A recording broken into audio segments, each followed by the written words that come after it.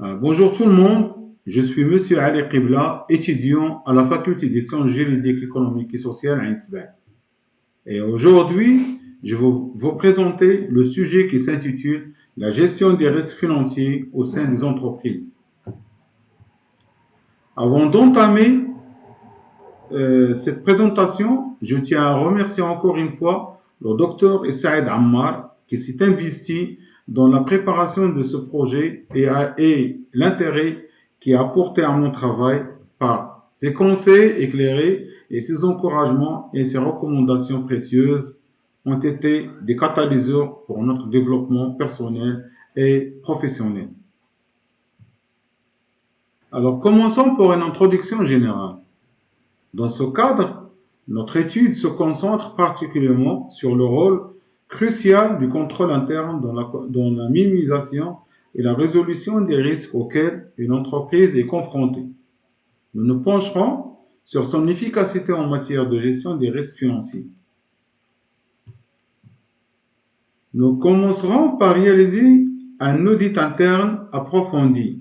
Cet audit nous permettra d'explorer les processus clés de l'entreprise, tels que l'acquisition, la fidélisation des clients et la facturation.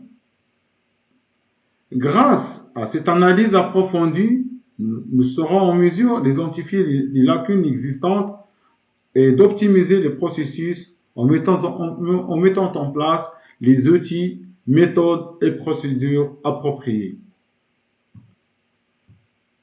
Un des outils clés dont nous nous servirons est le tableau de bord. Ce dernier nous permettra d'anticiper les prises de décision, de limiter les erreurs et les prises de risques inutiles et de faire des préventions sur l'activité future de l'entreprise. Nous aborderons également le risque financier qui est directement lié aux activités et aux opérations financières de l'entreprise. Les pertes financières liées à l'achat ou à la revente d'actifs, ainsi qu'à la vente de produits, de services, peuvent avoir un impact considérable et est donc essentiel de mettre en place une politique de gestion des risques spécifiques avec des professionnels compétents dédiés à ces tâches. La problématique.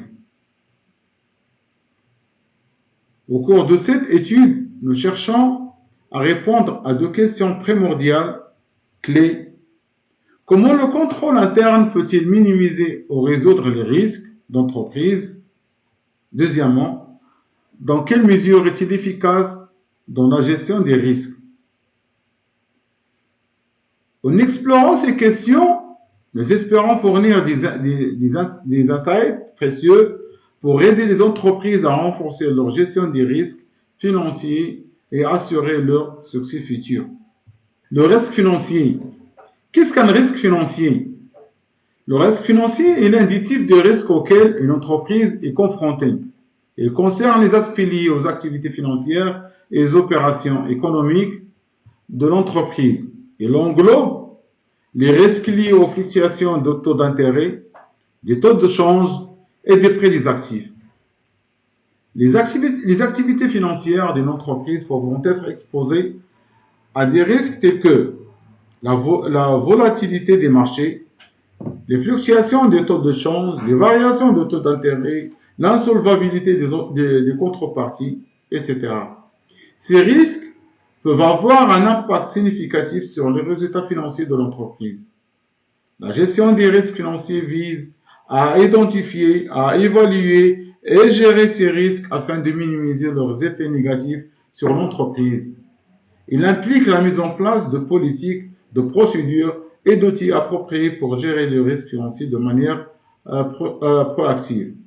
En effet, le risque financier présente une dualité entre la possibilité de perte et d'opportunité pour les entreprises. Il est essentiel de gérer ce risque de manière équilibrée afin de maximiser les opportunités tout en minimisant les pertes potentielles. Alors, quels sont les types de risques? On note les risques financiers liés au cours du marché économique, à savoir les risques de change, les risques de taux d'intérêt, les risques d'action, les risques de matières premières. Deuxièmement, les risques financiers liés à l'activité courante de l'entreprise et aux flux financiers, à savoir les risques opérationnels, les risques de crédit, les risques de liquidité. Troisièmement, les risques financiers liés à des facteurs exogènes, tels que les risques de politique et les risques de réglementation. Quatrièmement, les processus et différentes approches de la gestion des risques financiers. 1. Analyse du contexte. Pour une analyse complète des risques financiers, il est important de commencer par définir tous les types de risques financiers qui peuvent se produire. Les risques financiers peuvent inclure le risque de marché, le risque de crédit, le risque opérationnel, le risque de liquidité, le risque de change. Chaque type de ces risques financiers présente des caractéristiques et des impacts différents sur l'entreprise. Deuxièmement, l'identification des risques financiers. L'identification des risques financiers implique de dresser une liste exhaustive de tous les risques potentiels auxquels l'entreprise est exposée. Cela peut être fait en évaluant les différentes activités de l'entreprise, les transactions financières, les partenariats, les clients, les fournisseurs, les marchés dans lesquels elle opère. Il est essentiel de distinguer les risques les plus importants et les moins importants afin de pouvoir se concentrer sur ceux qui ont le plus d'impact sur l'entreprise. Puis, l'évaluation des risques financiers. Une fois que les risques financiers ont été identifiés, il est important de les évaluer en termes de gravité et d'impact potentiel. Cela implique de déterminer la probabilité de survenance de chaque risque et d'évaluer les conséquences financières qu'il pourrait avoir sur l'entreprise. Il est également important de prendre en compte le coût associé à la gestion de ces risques, y compris le coût direct et indirect lié à la mise en place de mesures de contrôle et de prévention. Puis le contrôle de la gestion des risques financiers. Une fois que les risques financiers ont été évalués, il est nécessaire de mettre en œuvre des mesures de contrôle pour gérer ces risques de manière efficace. Cela peut inclure l'élaboration de politiques et de procédures et la mise en place de systèmes de surveillance et de reporting. L'utilisation d'instruments financiers dérivés pour se couvrir contre certains risques. Et il est important de définir clairement les coûts associés à la mise en œuvre de ces mesures et les comparer aux coûts potentiels de risques non contrôlés. Alors, le suivi et amélioration continue. La gestion des risques financiers est un processus continu qui nécessite un suivi régulier. Il est essentiel de surveiller l'efficacité des mesures de contrôle mises en place, d'identifier de nouveaux risques potentiels et d'adopter des ajustements si nécessaire. La gestion des risques financiers doit être intégrée dans la culture de l'entreprise et faire l'objet d'une attention constante de la part de la direction des parties prenantes concernées. Puis, on passe à les objectifs. Alors, parmi les objectifs, c'est d'alerter le directoire sur la survenance possible de risques majeurs et de risques jugés inacceptables. Proposer et coordonner la mise en place des plans d'action pour réduire et ou changer le profil de ces risques. Proposer ou valider les limites de risque par grande famille de risques au domaine d'activité. But. Viser à établir un cadre pour la mise en œuvre d'une stratégie de gestion des risques et de contrôle interne nécessaires à la mise en œuvre de cette stratégie. Le contrôle interne et la gestion des organisations. On pose la question, qu'est-ce qu'un contrôle interne? Le contrôle interne est un ensemble de mesures, de politiques, de procédures et de pratiques mises en place au sein d'une organisation pour assurer la réalisation de ses objectifs, la protection de ses actifs et la conformité aux lois et réglementations en vigueur. Il s'agit d'un système intégré de contrôle interne conçu pour garantir l'efficacité et l'efficience des opérations, la fiabilité de l'information financière,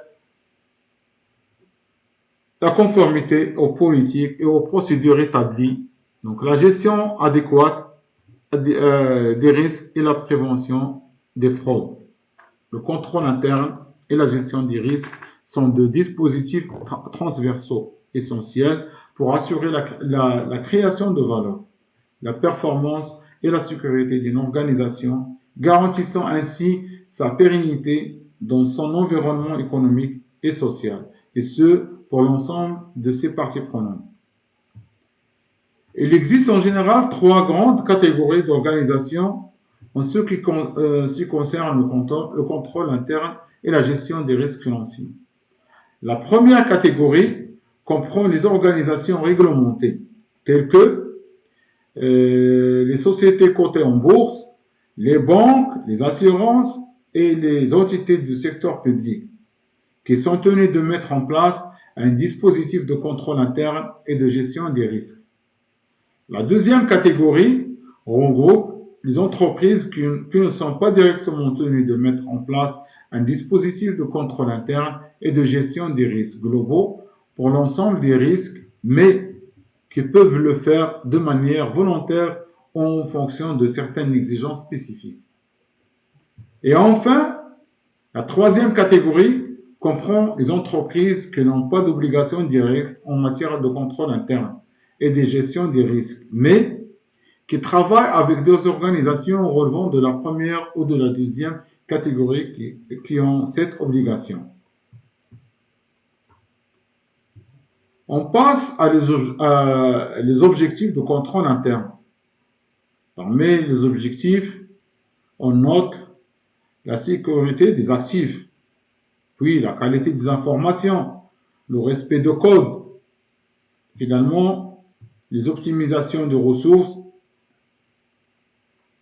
Maintenant, on passe à l'analyse des résultats recueillis. Nous avons mené une analyse approfondie sur le contrôle interne et la gestion des risques financiers dans les entreprises de différents secteurs. Les données recueillies ont révélé des informations précieuses sur la perception et la mise en place de ces dispositifs de contrôle au sein des organisations. Voici les principaux résultats obtenus. Nos résultats démontrent que le contrôle interne et la gestion des risques financiers sont des préoccupations communes à toutes les entreprises, quel que soit leur secteur d'activité. Le contrôle interne est perçu comme une responsabilité partagée par l'ensemble du personnel et il est considéré comme essentiel pour assurer la sécurité et résoudre les risques financiers. Ces résultats obtenus soulignent l'importance d'une approche proactive et intégrée du contrôle interne dans la gestion des risques financiers au sein des organisations. Comment on peut les gérer? Les réponses que j'ai reçues: 1. Analyse d'environnement externe et interne, le risque de fluctuation de cours pour un actif physique, fluctuation de cours des actifs financiers et risque de taux d'intérêt. Les opérations de couverture contre une hausse des taux, les opérations de couverture contre une baisse de taux, l'adoption des politiques de contrôle de la qualité des différents mouvements financiers, l'assurance qui consiste à payer d'une façon ou d'une autre. Le contrôle interne, par exemple, à mon avis, la plus importante de ces stratégies est le respect total des lois et des obligations en vigueur dans ce domaine. La mise en place du traitement des risques, le suivi et le contrôle avec l'impact positif sur le coût financier des risques, la gestion de crise et la continuité du plan d'activité.